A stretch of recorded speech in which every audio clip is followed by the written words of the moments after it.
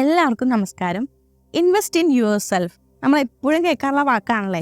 Invest in your self എപ്പോഴും പറയുന്നത് നിങ്ങളൊരു ജോലി ചെയ്യുന്നു, ആ ജോലിയിൽ ഇൻവെസ്റ്റ് ചെയ്യുന്നേക്കാൾ നമ്മൾ ഇൻവെസ്റ്റ് ചെയ്യേണ്ടത് നമ്മളിൽ തന്നെയാണ്. ജോലിയിൽ ഇൻവെസ്റ്റ് ചെയ്യുമ്പോൾ എന്താവും, ആ ജോബ് ഇങ്ങനെ വളരും, ഓഫ് കോഴ്സ് അത് വളർന്നൊരു പോയിന്റ് എത്തും. പക്ഷെ നമ്മളിലാണ് നമ്മൾ ഇൻവെസ്റ്റ് ചെയ്യുന്നത്, അല്ലെങ്കിൽ നമ്മുടെ സ്കിൽസൊക്കെയാണ് നമ്മൾ ഡെവലപ്പ് ചെയ്യണത് എന്നുണ്ടെങ്കിൽ എന്തായിരിക്കും, നമുക്കത് ലിമിറ്റ് ഇല്ല അല്ലേ. കാരണം നമുക്ക് എന്ത് ചെയ്യാനുള്ളൊരു ഒരു കംഫർട്ട് സോണായിട്ട് അതങ്ങോട്ട് വളരും. ഓക്കെ, അപ്പോൾ ഇൻവെസ്റ്റ് ഇൻ യുവർ സെൽഫ് എന്ന് പറയുന്നത് നമ്മൾ ഭയങ്കര അത്യാവശ്യമായിട്ട് ചെയ്യേണ്ട ഒരു കാര്യമാണ്. അപ്പോൾ നമ്മൾ അൺകോൺഷ്യസ്ലി, നമ്മൾ അറിയാതെ തന്നെ ചെയ്യുന്ന ഒരു കാര്യമുണ്ട്. നമ്മൾ സർക്കംസ്റ്റൻസസ് അല്ലെങ്കിൽ നമ്മുടെ ചുറ്റുമുള്ള ആളുകൾ മാറാൻ നമ്മൾ കാത്തിരിക്കും. ഓക്കെ, അവൻ ഇങ്ങനെ ചെയ്യണോണ്ടാണ് എനിക്ക് ഓഫീസിൽ നന്നായി പെർഫോം ചെയ്യാൻ പറ്റാത്തത്, അല്ലെങ്കിൽ ബോസ് ഇങ്ങനെ ആയതുകൊണ്ടാണ് എനിക്ക് എൻ്റെ കാര്യങ്ങളൊക്കെ തെറ്റണത്.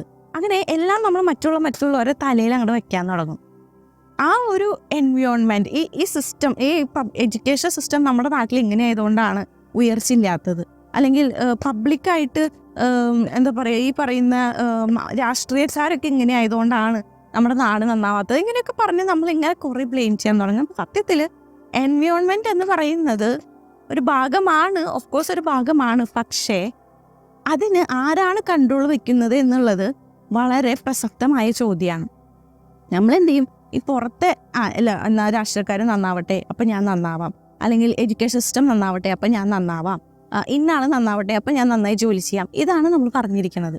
അപ്പോൾ അവരെ ഡിപ്പെൻഡ് ചെയ്തല്ലേ നമ്മൾ നിൽക്കുന്നത്. സത്യത്തിൽ നമ്മളങ്ങനെ ഡിപ്പെൻഡ് ചെയ്യണോ? ഒരിക്കലുമില്ല. വി ഹാവ് പൊട്ടൻഷ്യൽ അല്ലേ, നമുക്ക് ഭയങ്കര പൊട്ടൻഷ്യൽ ഉണ്ട്. എപ്പോഴും ഉള്ളിലാണ് ചേഞ്ചസ് നടക്കേണ്ടത്. ചേഞ്ച് ഇൻസൈഡ് ആണ്. നമുക്ക് ഔട്ട്സൈഡ് ചേഞ്ച് വളരെയധികം നമുക്ക് വേണ്ട വിധത്തിൽ വരുള്ളൂ. ഓക്കെ, അപ്പോൾ നമ്മുടെ ഇൻസൈഡിൽ ചേഞ്ച് നടന്നു കഴിഞ്ഞാൽ പുറത്തുള്ള ചേഞ്ച് നടക്കില്ല. ഇത് നമ്മളെ ബാധിക്കുന്ന ഒരു കാര്യമില്ല. അപ്പോൾ വൺസ് നമ്മൾ ആ മാജിക്ക് മനസ്സിലാക്കി കഴിഞ്ഞാൽ, അതായത് ഇൻസൈഡ് മാറിയപ്പോൾ എൻ്റെ ഔട്ട്സൈഡും മാറി എന്ന് പറഞ്ഞ് മാജിക്ക് നിങ്ങൾ മനസ്സിലാക്കി കഴിഞ്ഞാൽ അത് നമുക്ക് അവസാനിപ്പിക്കാൻ തോന്നില്ല. കാരണം ആ സമയത്ത് നിങ്ങൾ വിക്ടിം അല്ല, നിങ്ങൾ ക്രിയേറ്റർ ഓഫ് യുവർ ലൈഫായി മാറി. ഈ സറൗണ്ടിങ്സ് ആണ് നിങ്ങളെ ഡിപ്പെൻഡ് ചെയ്യിപ്പിക്കുന്നത്. അല്ലെങ്കിൽ ഈ സറൗണ്ടിങ്സ് മാറട്ടെ എന്നാൽ ഞാൻ മാറാം എന്ന് പറഞ്ഞ് നമ്മൾ നിൽക്കുമ്പോൾ നമ്മൾ വിക്ടിമാണ് അല്ലേ. ആ സറൗണ്ടിങ്സിന് ആകുന്ന ഒരു വിക്ടിമായി നമ്മൾ മാറുകയാണ് ചെയ്യണത്.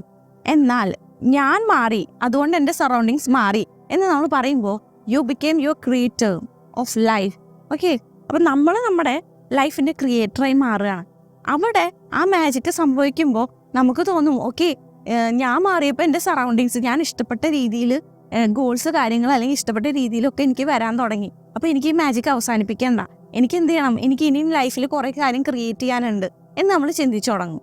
അപ്പോൾ ഈ ഒരു മാജിക്ക് നമ്മൾ ഓരോരുത്തരും മനസ്സിലാക്കി കഴിഞ്ഞാൽ ഒന്ന് ആലോചിച്ച് നോക്കൂ. എല്ലാവരും അവരവരുടെ ജീവിതത്തിൽ നടക്കുന്ന കാര്യത്തിന് അവരവർ തന്നെ റെസ്പോൺസിബിലിറ്റി ഏറ്റെടുത്ത് തുടങ്ങിക്കഴിഞ്ഞാൽ ഭയങ്കര രസമാണ്. കാരണം എല്ലാവരും മനസ്സിലാക്കുന്നു ഞാനാണ് എൻ്റെ ലൈഫിൻ്റെ ക്രിയേറ്റർ എന്ന് മനസ്സിലാക്കി കഴിഞ്ഞാൽ നമ്മൾ എന്ത് ചെയ്യും, നമുക്ക് വേണ്ട കാര്യങ്ങളല്ലേ ക്രിയേറ്റ് ചെയ്യുള്ളൂ. അവിടെ പിന്നെ നെഗറ്റീവായിട്ടുള്ള കാര്യങ്ങളൊക്കെ നമ്മൾ ക്രിയേറ്റ് ചെയ്യുമോ? ഒരിക്കലും ഇല്ല. നമ്മൾ മറ്റുള്ളവരെ ബ്ലെയിം ചെയ്യുമോ? ഒരിക്കലും ഇല്ല. അപ്പോൾ നമ്മൾ നമ്മുടെ ലൈഫിനെ ആസ്വദിക്കാനായിട്ട് തുടങ്ങും. ഇപ്പോൾ ഒരു പാർക്കിംഗ് സ്പേസ് കിട്ടി, അല്ലെങ്കിൽ എന്തെങ്കിലും എനിക്ക് നന്നാവും എന്നൊക്കെ ഉള്ളൊരു പ്രതീക്ഷയിലാണ് എല്ലാവരും ജീവിക്കുന്നത്. പക്ഷെ അങ്ങനെയല്ല.